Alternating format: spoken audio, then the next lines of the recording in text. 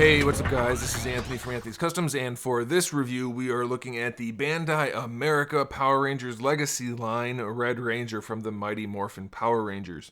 Obviously it's almost the exact same figure as the Black Ranger, kind of like the Green Ranger, so there's not going to be a whole lot to talk about here, but there's a little bit, so we're going to do it. We're going to point out some things that I haven't pointed out yet, I think, so stick around for that. So let's go ahead and get him off the stand and take a closer look.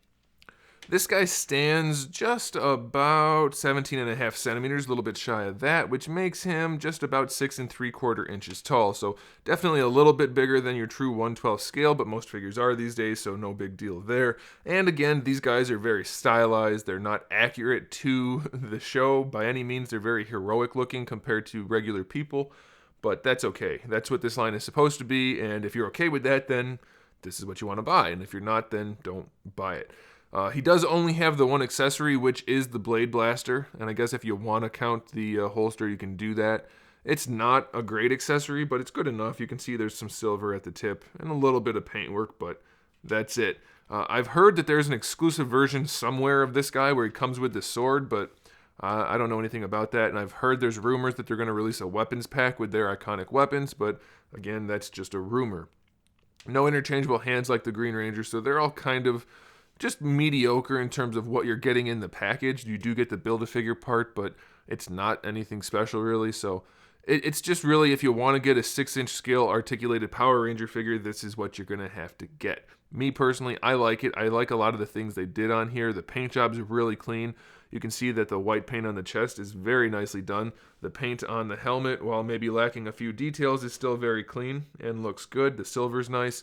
They did a good job molding the hands and the feet, or the forearms and the shins, in white plastic so that it's nice and clean. And then they painted the red diamonds on there very well. The belt looks great. I love that they added the actual sculpted coin in there for the T-Rex, and the little black paintwork around there is nice and clean, so it's very nice. I will point out that I haven't noticed this on the other figures, but Red Ranger, his torso is a darker red than the rest of his limbs. I didn't even notice it until it was under this harsh light, so it might not be an issue for you, but it's worth pointing out. Now, he does have pretty good articulation. You can lean the head really far back and really far forward and rotate it around. Of course, the head is not proportional to the body. It's very small given that it's in a helmet, but again, they're going for that more comic-esque, heroic look. The shoulders have your standard ball hinge. They don't go that far out to the side due to this weird sculpt up here. Full rotation though, and you have your bicep swivel, which is good. The thing is, the way they're kind of offset and the way the torso is kind of narrow, you can bring the arms pretty far around to the chest, so you don't really need a butterfly joint, so that's kind of cool. But you don't have the gun version of the blaster or anything to really do anything with it, so that is disappointing. We have a double jointed elbow, so that's pretty nice. We have a forearm swivel. If you want that, you can use that, or you can just use the fact that they have a great ball hinge in the wrist. I love that. So you don't really need that swivel. It's just there so that they could separate the molded colors. For the ab crunch, it works really nice, though it's a little bit loose on the Red Ranger. Waist twist is fine. You might have to free it up, but it works nicely once you do. This is on a peg, so it'll swivel. The legs are on a ball peg. They go pretty far forward. Not really any range going back, but they can almost do the splits, so that's cool. And you have your thigh swivel, double jointed knees, which work really nicely. Just like the forearms, you have a shin swivel. If you'll want to use it, you can. And then we have a nice ankle hinge, and if you play around with it, you can get the foot pretty far forward. You have to get it over that little lip, but if you do, it works really nicely. And then same thing going back, and you get your ankle rocker. Now, it's worth noting that the sculpt on these guys is not very anatomically accurate. The lower legs in particular, it's a very soft sculpt, and I've had to swap around parts on these guys a few times, both on Green Ranger and on this guy. And even the way they sculpted the feet, it's a little questionable. But for what you're paying and what you're getting, it's okay. The same thing for the wrists. Sometimes the forearms are on the wrong sides. It's just very strange the way the anatomy is. But I haven't had any that don't have the right parts. They're just not always in the right places.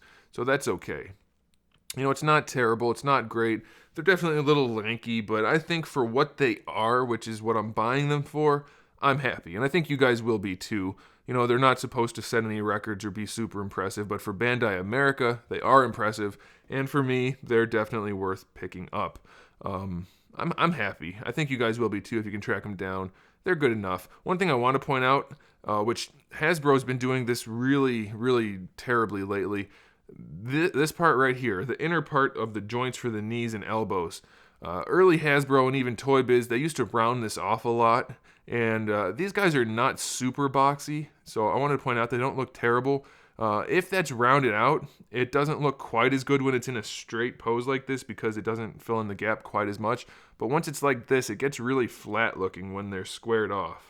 This guy's not super bad about that, so that's kind of a nice thing that they included. So there it is, guys. I do like it. I also want to point out before I go, I just remembered, the neck is a separate piece, so that's, again, really clean. There's no paint issues at all for that white part. So very good figure overall, especially for the price point. I like it. I think you will too, so you might want to track them down. Thanks for watching, guys. Make sure you subscribe to the channel. I have new videos up every single day.